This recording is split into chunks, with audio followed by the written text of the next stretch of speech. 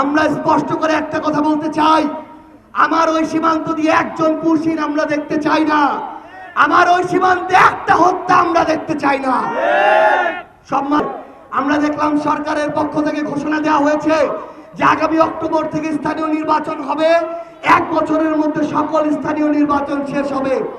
আমরা বিএনপি সরকারকে এটার জন্য ধন্যবাদ জানাতে চাই, কিন্তু একটা হুঁশিয়ারি দিতে চাই, একটা সতর্কতা দিতে চাই, একটা আলটিমেটাম দিতে চাই।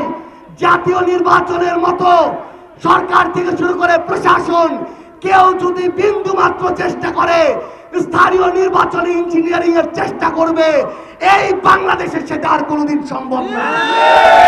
মনে রাখবেন, নেড়া বেলতলায় একবারই যায়।